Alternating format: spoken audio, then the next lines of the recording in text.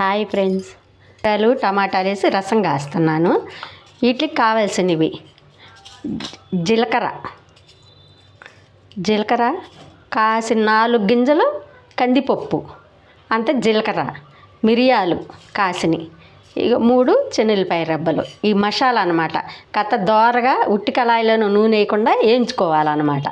వీటిని జీలకర్ర, కాసిన కందిపప్పు, మిరియాలు, 2 చెన్నులపాయలు, 2 మిరగాయలు కూడా దోరగా వేయించుకోవాలి. ఇప్పుడు ఇవన్నీ మిక్సీ పట్టుకొని పొడి చేసుకోవాలి. మిరియాల పొడి ఇదంతా చారులోకి పొడి చేసుకోవాలి. ఒక టమాటా, కొత్తిమీర, కొంచెం ఒక్క రవ్వే చింతపండు చారుకి. ఎక్కువ పులుపు చేసుకోకూడదు అనమాట. ఈ చారు పలసగా ఉండాలి. ఇది తిరుమలలోకి ఒక ఎండుమిరగాయ, కరివేపాకు. ఈ రసం టమాటా రసం మిరియాలతో కాసి మీకు చూపిస్తాను అనమాట. ఎట్లా కాయాలో ఇది పొడి చేసుకొచ్చుకుంటాను. ఇప్పుడు మిక్సీలో చేసుకొని ఇది ఈ చారు దగ్గు, జలుబు ఏమన్నా శుభ్రంగా మిరియాల రసానికి శుభ్రంగా పోతాయి. అందుకని ఎప్పుడన్నా మిరియాల రసం ఇట్లా పెట్టుకోండి, ఆరోగ్యంగా ఉంటుంది. చూడండి, ఇంత చింతపండు చాలు రసానికి. ఇంతే, పులుపు ఉండకూడదు అన్నమాట రసం. ఇగోండి, ఒక టమాటా కోసేసుకున్న రసంలోనే వేసేస్తే మగ్గుతూ ఉంటుంది. ఆ రసంతో పాటు రసం కాగాలి కదా. రసం పిండుకున్నాను. ఇంత చింతపండే చాలు రసానికి. ఒక టమాటా వేసి పొయ్యి మీద పెట్టుకున్నాను. ఈ ఒక్క టమాటా చాలు. ఇగోండి, మసాలా మంద చూసారా, గుమగుమలాడుతుంది. అసలు వేయించి మిక్సీ పెట్టాను అనమాట. ఈ మసాలాల్లోనే మిరియాల చారు అనేది తెలిసిపోయిద్ది మనకి. అంత కమ్మగా ఉంటుంది అన్నమాట. దీంట్లో చీబిట్టా కదా ఇందాక జీలకర్ర, కాసిన కందిపప్పు 4 గింజలే ఊరక శాస్త్రానికి. అట్లా మసాలా వేసుకొని ఇప్పుడు ఇది తిప్పుకొని సరే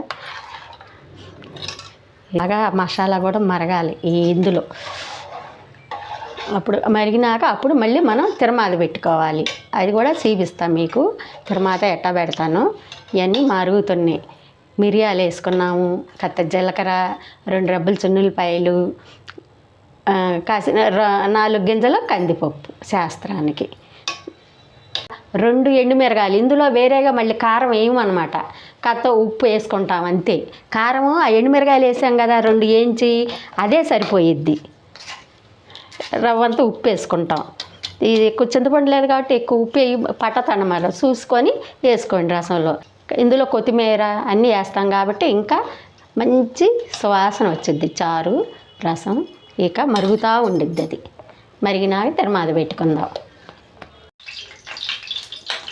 ఇదిగోండి, రసం బాగా మరిగినాయి. టమాటా కూడా చక్కగా మరిగి ఇందులోనే మ్యాష్ అయిపోయింది. చూసారా, మసాలా కూడా శుభ్రంగా బాగుంది.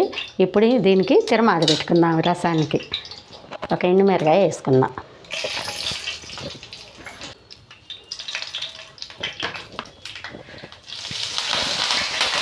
ఇప్పుడు మనం ఇందులోకి ఈ చారులోకి కొత్తిమీర కూడా వేసుకుందాం.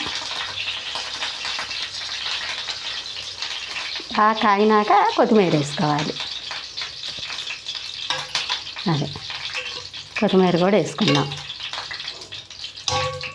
తిరమాత కాలిందండి. ఈ రసంకి ఇట్లా తిరమాత పెట్టుకోవాలి. ఇప్పుడు రసం చూసారా, గుమ్మగుమ్మలాడే టమాటా మిరియాల రసం మంది.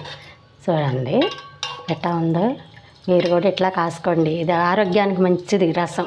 బాలింతలు తాగొచ్చు, జ్వరం వచ్చిన వాళ్ళు అందరూ తాగొచ్చు. ఒక వారం రోజులు జ్వరం పడిన వాళ్ళు లేచినప్పుడు 4 రోజులు రసంతో తింటే చాలు, దెబ్బలో మళ్ళీ కోలుకుంటారు. అలాంటి రసం ఇది. మన గుమ్మగుమ్మలాడే టమాటా మిరియాల రసం, కమ్మటి రసం అన్నమాట. ఇలా మీరు కూడా తయారు చేసుకోండి. ఎంత బాగుండిద్దో చూడండి. కమ్మగా తినొచ్చు అన్నం. చూడండి రసం. సరే అండి, బాయ్. రేపు ఇంకొక రెసిపీతో మీ ముందుకు వస్తాను.